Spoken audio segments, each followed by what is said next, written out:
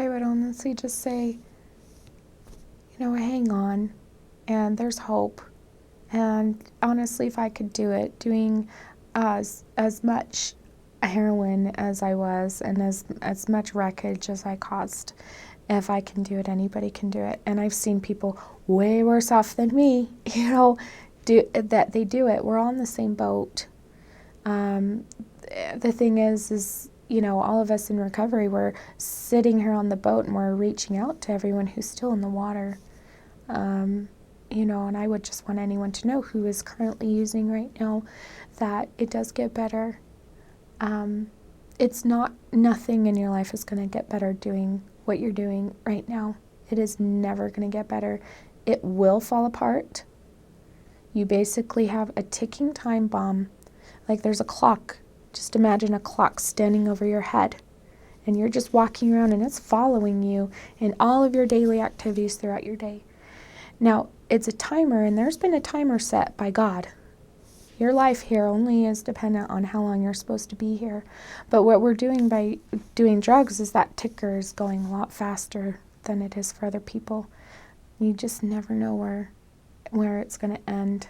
But for addicts, for people like us, it ends up in jail or dead. And, when you are blessed enough to have the type of intervention that I did, take it. Because there are no other options for us. It is get sober or die. Please, if you are using, please get help. Go to anybody that you trust and tell them. And if they've already offered you help and you've turned them down, call them and tell them that you're ready. Be willing, and it will happen for you. I really think that the best thing for addicts to do is be accountable to themselves, which no addict isn't an accountable person while they're using, but just be accountable for your own life, and not blame other people for all your problems. One thing that I did when I was using is I blamed it on my past because I was, abused as a child, horribly abused. It was in the newspapers. It was so bad, the amount, it was horrifying for people. And I blamed my using on that. It was a really good, easy crutch for me to use. For a lot of years, I'm using so I can take away the pain from this. And, I had a really rude awakening in treatment when they said, that's not going to work for you anymore. You can't use something that happened 25 years ago to justify ruining your life today, And I was so angry at them. And I said, how dare you tell me to get over my past? I felt like they weren't validating what happened to me. But the thing is I was the one making a joke out of it because I am using this very big traumatic experience to justify doing whatever I wanted. I was the one making a joke of my past by using over it. And I know that's hard for a lot of people to hear.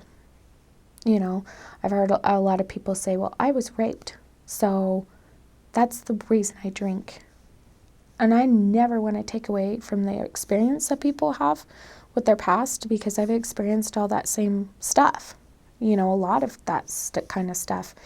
But just what I know now today is I can't use that as a crutch for me to keep numbing pain, because what getting sober did for me is I was able to go back to all those same past traumatic experiences and work through them with a therapist.